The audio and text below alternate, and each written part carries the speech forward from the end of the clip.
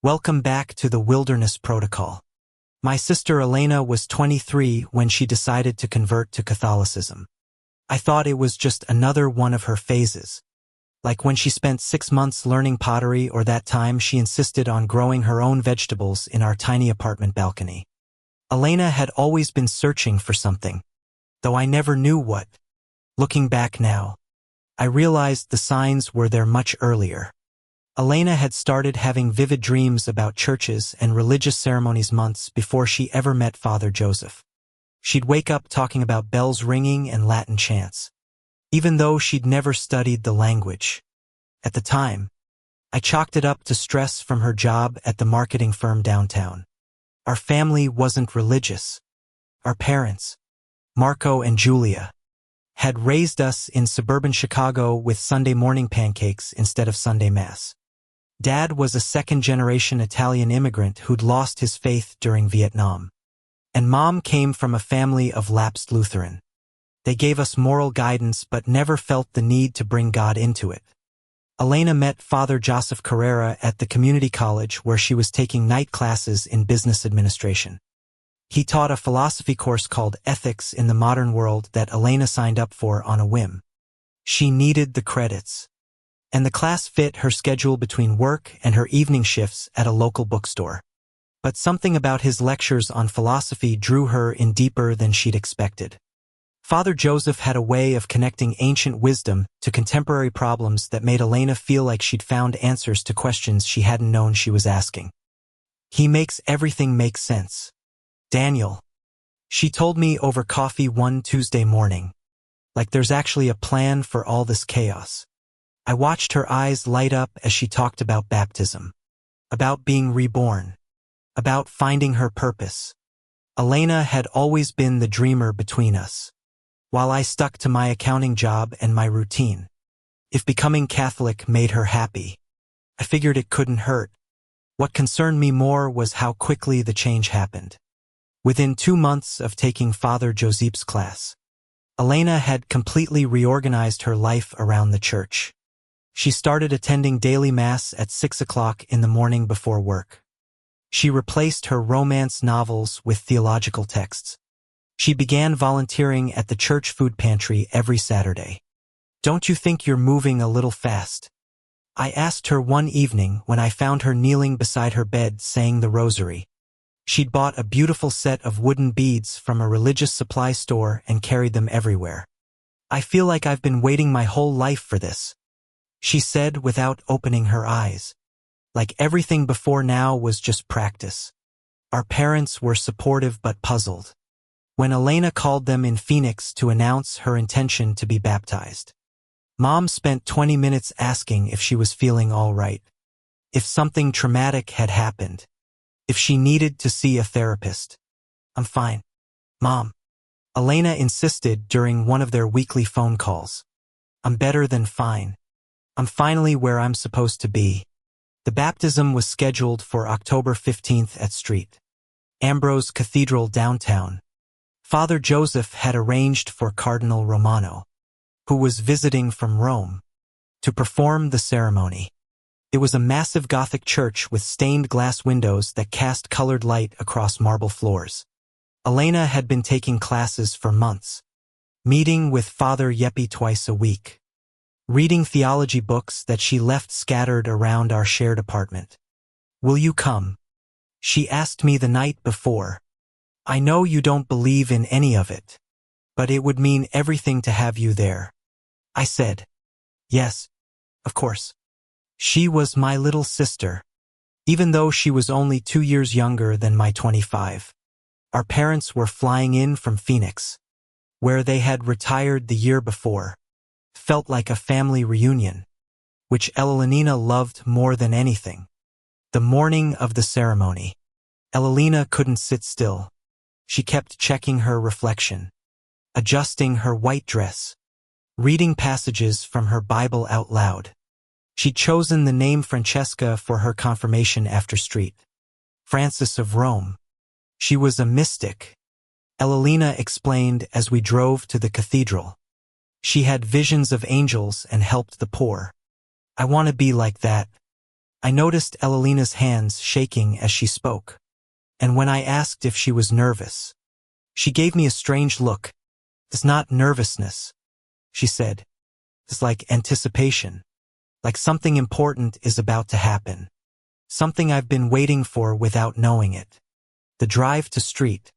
Ambrose took us through downtown Chicago, past the business district where I worked, past the community college where Elena had first met Father Joseph. She stared out the window with an intensity that seemed unusual even for her.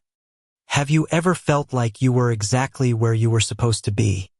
She asked as we turned onto the street where the cathedral stood. I guess so, I said. Though honestly, I'd never thought about it that way. I feel it right now, Elena said. Like every choice I've ever made has been leading me to this moment. Street.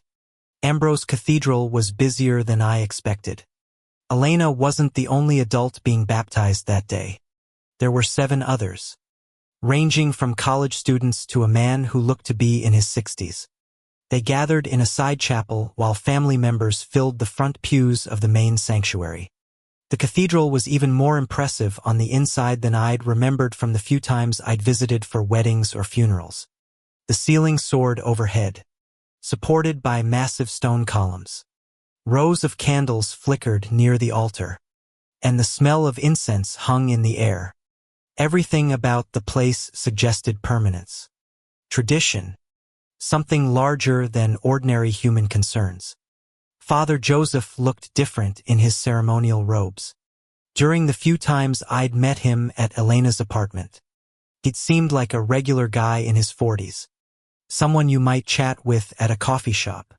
But in the cathedral, he carried himself with an authority that made his voice echo when he spoke.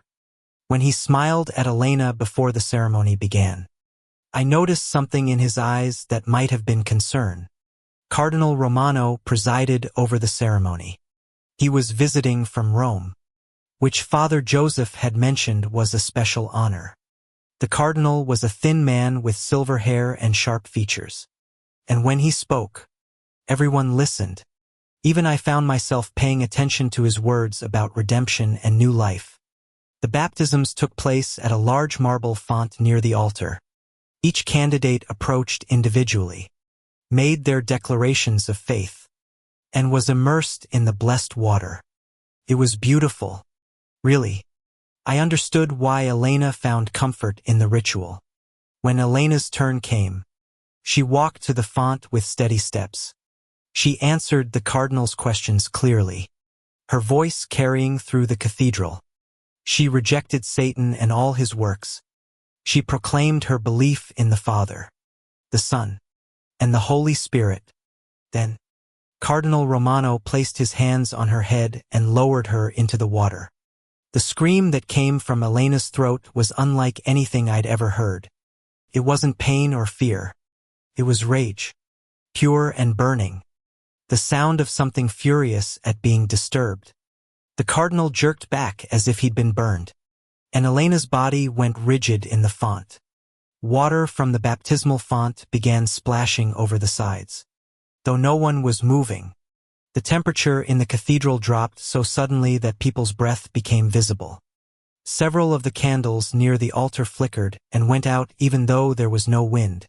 "Get away from me," she snarled. But her voice was deeper than it should have been. Rougher. "You have no authority here." Father Joseph moved toward the font, but Elena's head snapped in his direction with such sudden force that he stopped. Her eyes had changed. They were still brown, still Elena's eyes, but there was something looking out through them that wasn't my sister. The pupils had dilated until they were almost black, and when she blinked, it seemed to take too long. "Elena," I called from the pew, but she didn't respond to her name. "That is not who I am," she said, pulling herself up from the font. Water ran from her hair and dress, but she didn't seem to notice. Steam rose from her skin as if the holy water was evaporating on contact. "You think your little ceremony can touch me. You think your God has power over what I am." The other families in the pews sat frozen. Nobody seemed to know what to do. This wasn't in any manual for dealing with disrupted church services. Parents pulled their children closer. The elderly man who was supposed to be baptized after Elena had gone pale and was gripping his walker so tightly his knuckles were white. Cardinal Romano recovered first. He approached Elena again, holding a small silver cross that he'd taken from around his neck. His hands were steady, but I could see sweat beading on his forehead despite the sudden cold. "In the name of Jesus Christ," he began, but Elena laughed. "Jesus," she repeated, and the way she said his name made it sound like a curse. "Do you think he wants her? Do you think he called her here?" She gestured to herself, to Elena's body. "Called her. I drew her to this place, to this moment. She came so willingly." The laugh that followed echoed off the cathedral walls in a way that seemed to come from multiple directions at once. Several people in the congregation covered their ears, and one of the church staff members near the back doors quietly slipped outside. My parents were gripping each other's hands. My mother looked like she was going to be sick. I wanted to rush forward to grab Elena and shake her until she came back to herself. But something told me that would make things worse. The air around Elena seemed to shimmer with heat despite the cold that had settled over the rest of the cathedral. Father Joseph joined Cardinal Romano. Together, they began reciting prayers in Latin, their voices steady despite what was happening. Elena listened to them with her head tilted like she was enjoying a piece of music. "Your words are pretty," she said when they finished. "But you still don't understand what you're dealing with. This isn't some random attack. This isn't chance. I've been preparing her for months." The cardinal's face had gone pale. "What do you mean?" "Every prayer she said. Every page of scripture she read.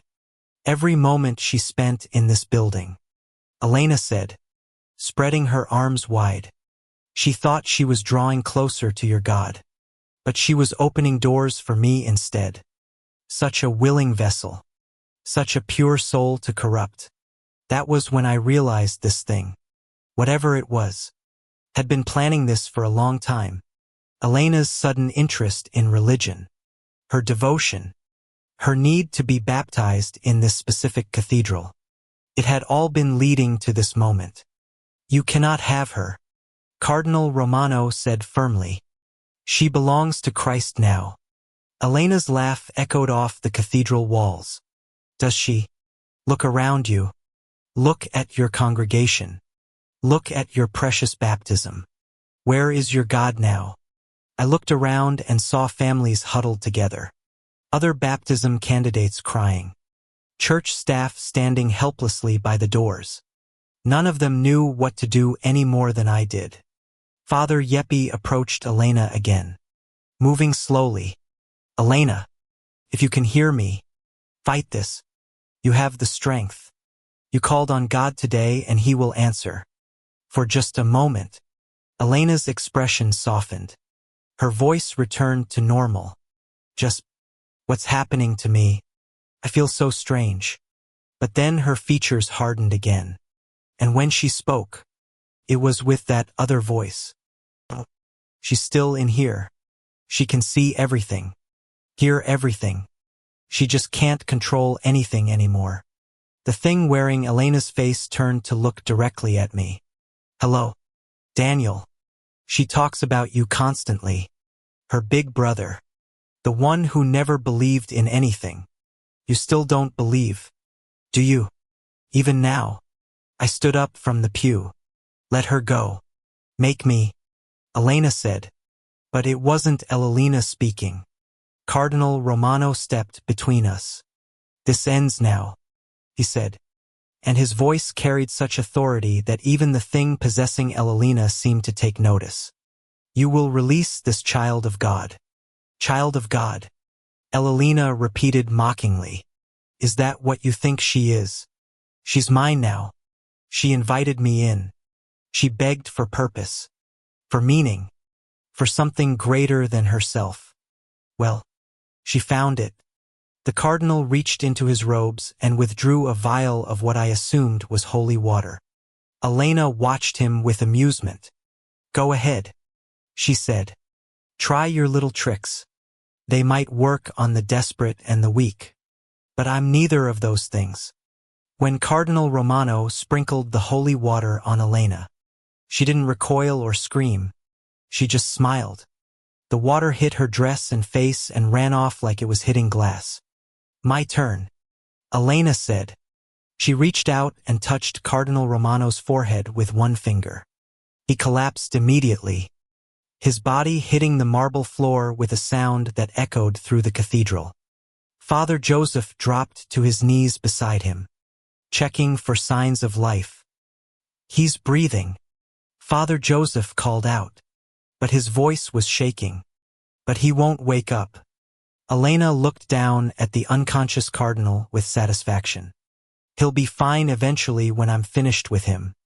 That was when I realized this thing wasn't just possessing my sister. It was collecting people, storing them somehow. Cardinal Romano wasn't just unconscious. He was trapped. Church security finally arrived. But they stopped when they saw Elena standing over the fallen cardinal. How do you arrest someone for being possessed? How do you explain this to the police? Elena turned her attention to the other baptism candidates who had huddled together near the altar. "Don't worry," she told them. "Your turns will come. Just not today." Father Joseph stood up slowly. "What do you want?" "What I've always wanted," Elena said. "Recognition. Respect. A place at the table instead of being forced to beg for scraps." She gestured to the cathedral around us. "All of this built to worship a God who won't even show his face. But I'm right here. I'm real. I can give people what they actually need." "And what's that?" "Purpose," Elena said. "Power. The ability to change their circumstances instead of just praying for things to get better." She looked directly at Father Joseph. "I can give them what your God won't." I watched this exchange feeling completely helpless. My sister was being used as a mouthpiece for something that clearly had its own agenda. Its own grievances against the church. Against God himself. "Elena," I called again, hoping she might respond to her name. This time she turned to look at me. For a split second, I saw my real sister behind her eyes. She mouthed the word help before the other presence reasserted control. "She wants you to save her," Elena said with that wrong voice. "But she doesn't understand yet that there's nothing to save her from. This is better than what she was before. This is what she was meant to become." Father Joseph approached me. "We need to get everyone out of here," he whispered. "This is beyond what we can handle." But as people began moving toward the exits, Elena raised her hand. "No," she said simply. Every door in the cathedral slammed shut at once. The sound was like thunder, and when people tried to push on the doors, they wouldn't budge. "We're not finished here," Elena announced. "In fact, we're just getting started." She walked to the center of the nave, her wet dress trailing behind her. The stained glass windows seemed to dim, though the sun hadn't moved. The temperature in the cathedral dropped noticeably. "You want to see real power?" Elena asked the assembled crowd. "You want to see what your God actually thinks of you?" She raised both hands toward the ceiling, and I felt something shift in the air around us. Not a physical change, but something deeper, like the rules that govern the world had suddenly become negotiable. "I'm going to show you what faith really costs," Elena said, "and when I'm done, you'll understand why I'm the better choice." That was when I knew we were all in serious trouble. This wasn't just a possession. This was a demonstration, a recruitment pitch. The thing using Elena's body was trying to prove a point to everyone trapped in the cathedral. And from the look in her eyes, it was just getting started. The next few hours passed like a fever dream. Elena, or the thing controlling her, kept us locked in the cathedral while it conducted what it called interviews with different families. It would call people forward one by one and ask them questions about their faith, their doubts, their secret sins. The process was methodical, almost clinical. Elena would point to someone in the congregation and say their name. Though she'd never met most of these people before, they would walk forward as if compelled, though their faces showed they didn't want to move. Mrs. Patterson, whose grandson was supposed to be baptized that day, broke down completely when Elena asked her about the money she'd been stealing from her employer's petty cash fund. She'd been taking $20 here and there for almost 2 years. She confessed to help pay for her grandson's asthma medication. I never meant for it to become a habit. Mrs. Patterson sobbed. I was going to pay it back. The 17-year-old girl named Sophia admitted to selling her prescription medication to classmates. She'd been prescribed anxiety medication after her parents' divorce, but found she could make more money selling the pills than taking them. The middle-aged man named Robert confessed to having an affair that his wife knew nothing about. He'd been meeting a coworker at a hotel every Thursday for 6 months. Each revelation seemed to cause physical pain to the person confessing. They would double over, clutch their chests, speak through tears they couldn't control. But Elena listened to each confession with the same expression of mild interest, like a researcher taking notes. You see, Elena said after each revelation, your God already knows all of this about you. He sees everything, judges everything, but does nothing to help. On the other hand, can make your problems disappear. She touched Mrs. Patterson's forehead and the older woman's tears stopped immediately. A look of peace crossed her face, but it was the wrong kind of peace. Like someone had simply turned off her ability to feel guilt. When Mrs. Patterson returned to her pew, she moved differently with a lightness that seemed unnatural. How does that feel? Elena asked her. Better. Mrs. Patterson said quietly. Much better. I watched this happen over and over. Elena would expose someone's deepest shame, then offer to take it away. Most people accepted. They didn't seem to care that they were making some kind of deal. They just wanted the pain to stop. The few who refused Elena's offer remained in obvious distress. Sophia continued crying uncontrollably after admitting to selling her medication. Robert kept clutching his chest like he was having a heart attack. The thing possessing Elena seemed to find their suffering amusing. Free will, Elena said, watching Robert struggle to breathe normally. You're God's greatest gift to humanity. The freedom to choose suffering over relief. Father Yeppy tried to intervene several times. But Elena would just look at him, and he'd find himself unable to speak. Not paralyzed exactly, but like his voice had been disconnected from his thoughts. The worst part was seeing glimpses of my real sister throughout all of this. Every so often, Elena's expression would change, and she'd look around the cathedral with confusion and terror. She'd try to speak, to warn people, but then the other presence would reassert control. She's fighting so hard, Elena said during one of these moments, speaking about herself in third person. It's admirable. Really. Most people give up much faster.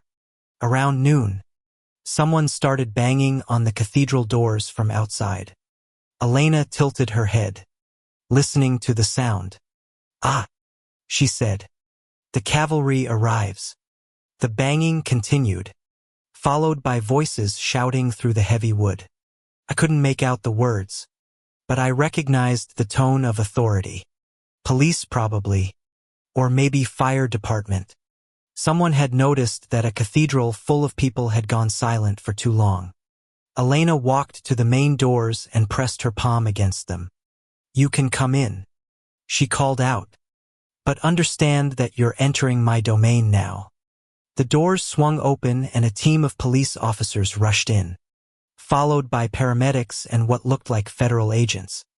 They stopped short when they saw Elena standing calmly in the center of the nave, surrounded by families sitting quietly in the pews. The police officers had their hands on their weapons, but they seemed uncertain about what they were dealing with. The paramedics looked around for injured people and found Cardinal Romano still unconscious on the marble floor. But everyone else appeared physically unharmed. "Everyone stay where you are," one of the officers called out.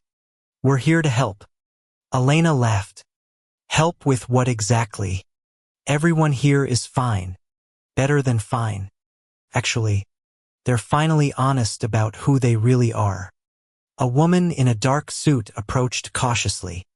She had the bearing of someone in charge. Someone used to dealing with unusual situations. Her badge identified her as federal law enforcement. But she moved with the confidence of someone who'd seen things that didn't make it into official reports. "I'm Agent Morrison with the FBI," she said. "We've had reports of a disturbance here." "No disturbance," Elena said pleasantly. "Just a religious service that's running a bit longer than expected." Agent Morrison looked around the cathedral, taking in the unconscious Cardinal Romano, the family sitting too quietly in their pews, the general wrongness of the situation. Her eyes lingered on Elena's wet dress and hair, on the water that had somehow frozen in midsplash around the baptismal font. "Sir, we're going to need you to come with us," she said to Father Joseph. "He can't," Elenina interrupted. "None of them can. We're not finished here yet." Agent Morrison reached for her radio, but when she tried to speak into it, no sound came out. She looked at Elena with growing understanding. Behind her, other agents were testing their equipment and finding the same problem. Cell phones showed no signal. Radios produced only static. "What are you?" she asked. "I'm exactly what your government has been studying for the past 70 years. Elena said. "The thing your little projects and programs have been trying to understand and control. Project Blue Book, Project Sign, the Robertson Panel. All those classified files gathering dust in underground facilities. But here's what you never figured out. We don't want to be controlled. We want to be partners." Agent Morrison's expression changed. The mention of classified project names seemed to trigger recognition, concern, and possibly fear. She spoke quietly into her earpiece, but I could see the frustration on her face when she got no response. "Your backup isn't coming," Elena told her. "Your surveillance equipment isn't working. Your weapons won't fire in here. This is holy ground. Remember, only certain kinds of power work in a place like this." She gestured to the cathedral around us. "But my power works just fine." Elena walked over to Agent Morrison and extended her hand. "Shake my hand and I'll let everyone in here leave safely. Refuse and we stay here until I get bored." Agent Morrison looked at Elena's outstretched hand like it was a loaded gun. "What happens if I shake it?" "You get to file a very interesting report," Elena said. "And your superiors get to decide whether they want to work with me or against me." "Work with you to do what?" Elena smiled, and for a moment, she looked exactly like my sister again. "To save humanity from itself. Of course. Isn't that what you all want? An end to war, to poverty, to the endless cycle of human suffering. And the cost? Recognition," Elena said simply. "A seat at the table. Equal partnership instead of hiding in the corners of your world. Pretending we don't exist." Agent Morrison looked around the cathedral again, clearly calculating her options.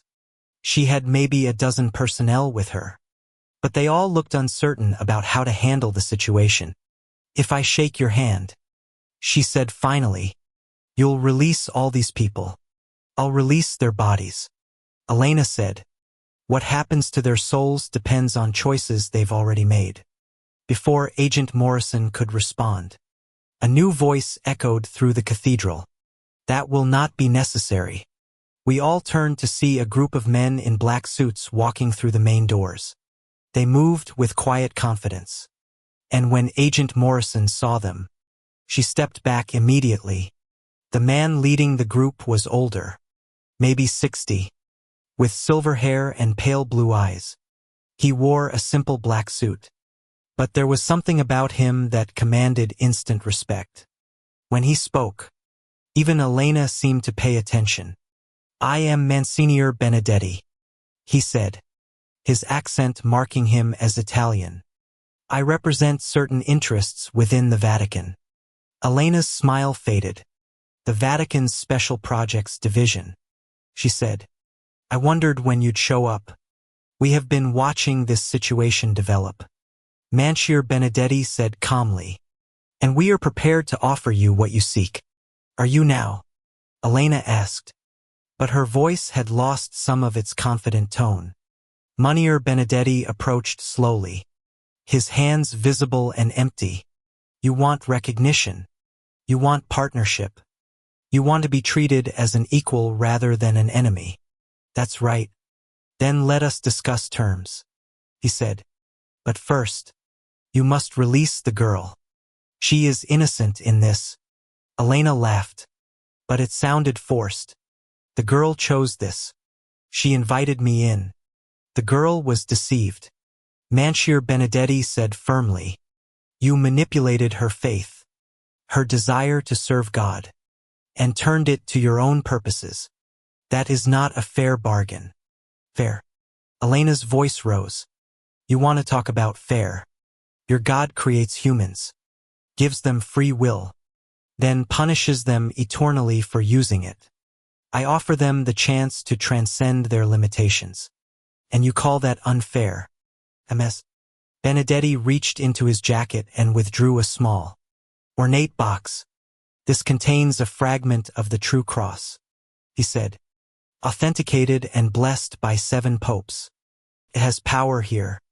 Elena took a step back. "You wouldn't dare."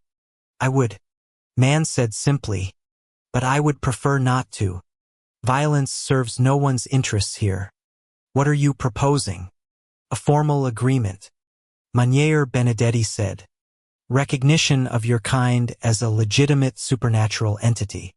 Establishment of protocols for future contact. Regular consultation on matters of mutual interest." Elena considered this. Her head tilted. "And in exchange, you release the girl. You restore Cardinal Romano. You undo whatever you have done to the families here. And you agree to work within established channels for any future communication. And if I refuse?" Monsignor Benedetti opened the small box. The light that came from it wasn't bright, but it filled the entire cathedral. Elena recoiled immediately, raising her hands to shield her face. "Then we end this conversation permanently," he said. For the first time since the possession began, Elena looked uncertain. The confident, mocking presence that had controlled my sister for hours seemed to shrink back. "You're bluffing," Elena said, but her voice wavered. "I have spent 40 years studying entities like you," Monsignor Benedetti said. "I know exactly what that artifact will do to you. The question is whether you are willing to find out." Elena looked around the cathedral, at the families watching this exchange, at Agent Morrison and her team, at Father Joseph and the unconscious Cardinal Romano. Whatever calculation she was making, it wasn't coming out in her favor. "Fine," she said finally, "but I want the agreement in writing, signed by someone with actual authority. It will be arranged," Monsignor Benedetti said. Elena closed her eyes and took a deep breath. When she opened them again, they were brown and familiar and completely confused. "Daniel," my sister said in her own voice. "What happened? Why am I wet?" I rushed forward and caught her as she collapsed. She was shaking and cold. But she was Elena again. Really Elena. Cardinal Romano stirred on the floor, Father Geppi helping him sit up.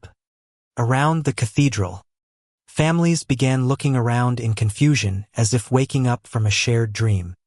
"The agreement will be honored," Monsignor Benedetti announced to the empty air. We will be in touch.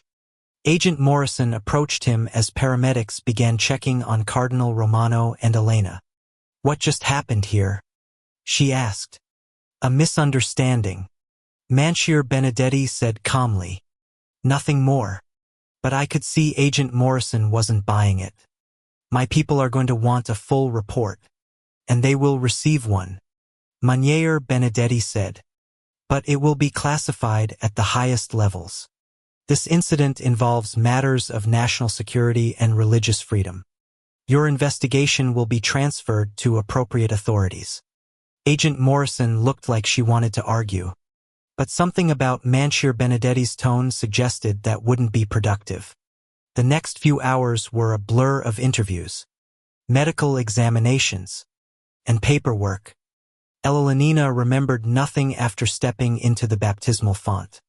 The families remembered having profound spiritual experiences but couldn't recall specific details. Cardinal Romano claimed to have fainted due to dehydration. Everyone's story was slightly different. But they all had one thing in common. Nothing supernatural had happened. Nothing that couldn't be explained by mass hysteria, religious fervor, or medical emergencies. The interviews were conducted by people who seemed to know exactly what questions to ask and what answers to expect. They had forms prepared for unusual religious experiences and group psychological episodes. Everything was documented, categorized, and filed away with the efficiency of people who'd done this before. Agent Morrison supervised the interviews, but she kept looking at me like she knew I wasn't telling the complete truth. When it was my turn to give a statement, she asked specific questions about Elena's behavior in the weeks leading up to the baptism, about any unusual dreams or experiences she might have mentioned. Your sister seems to have made a remarkable recovery, Agent Morrison said as we watched Elena talking to a psychiatrist. No memory loss, no psychological trauma, no lingering effects whatsoever. That's good. Right? I said. It's convenient. Agent Morrison replied. By evening, the cathedral was empty except for cleaning crews. The local news reported that a baptism ceremony had been disrupted by a gas leak that caused hallucinations among the congregation. The gas company confirmed they'd found and repaired a small leak in the building's heating system. The leak had apparently produced a mild hallucinogenic effect when combined with the incense and candles. The story was detailed enough to be believable, but simple enough to discourage further investigation. No one questioned why the gas company had been able to respond so quickly, or why their repair work was completed so efficiently. Elena was released from the hospital the next morning with a clean bill of health. She had no memory of the possession and seemed genuinely confused by all the attention. The doctors explained that she'd had a mild allergic reaction to something in the baptismal water, possibly cleaning chemicals, that had caused her to hallucinate and behave erratically. I must have hit my head when I fainted, she said as we drove home. It's all a blur. I never told her what really happened. How could I? Who would believe it? Even I sometimes wondered if I'd imagined the whole thing. If the stress of watching my sister's dramatic life change had somehow caused me to hallucinate along with everyone else. But then I'd remember specific details that were too clear, too consistent to be false memories. The way Elena's voice had changed, the feeling of cold air in the cathedral, the look in Agent Morrison's eyes when she realized she was dealing with something outside normal protocols. Elena returned to work the following Monday as if nothing had happened. She continued attending Mass, but she never mentioned wanting mystical experiences again. She seemed content with ordinary faith, ordinary prayers, ordinary participation in church activities. She finished her conversion classes and was quietly baptized 3 weeks later in a small ceremony at St. Margaret's, a neighborhood church with white walls and clear windows. Father Joseph performed the ceremony himself with just our parents and me in attendance. The water was warm, the prayers were simple, and Elena emerged from the baptismal font, smiling and completely herself. She never asked why I'd suddenly started attending church with her after years of polite disinterest. I told myself it was to support her faith journey. But honestly, I felt safer keeping an eye on her during religious services. 3 weeks after the original baptism, I received a package with no return address. Inside was a single document, a formal treaty between the Holy See and non-human intelligent entities. It was signed by officials I'd never heard of and bore seals I couldn't identify. The language was formal and diplomatic, establishing protocols for future contact and mutual cooperation. At the bottom, in elegant handwriting, someone had added a note. The girl's faith was real. That matters more than you know.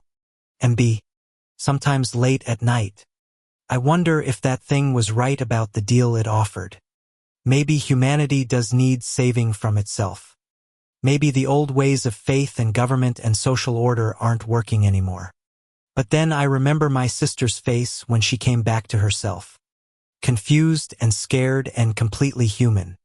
Whatever that entity offered, whatever power it promised, it wasn't worth the cost of Elena's soul. The Vatican kept its word about the agreement. I've never seen another possession. Never heard of another incident like the one at St. Ambrose Cathedral. But I know the treaty exists, filed away in some vault beneath Rome. A reminder that humanity isn't alone in the universe. And sometimes when Elena prays, I swear I can see something listening. Not the thing that possessed her, but something else. Something that values faith over power, love over control. Maybe that's what real faith is. Choosing to believe in goodness even when you know how much evil exists in the world. Elena made that choice, even if she doesn't remember making it. I'm still learning how to make it myself. Thank you for listening to this entry from the Wilderness Protocol. If you made it through this report and wish to be briefed on future incidents, please consider liking this video and subscribing to the channel.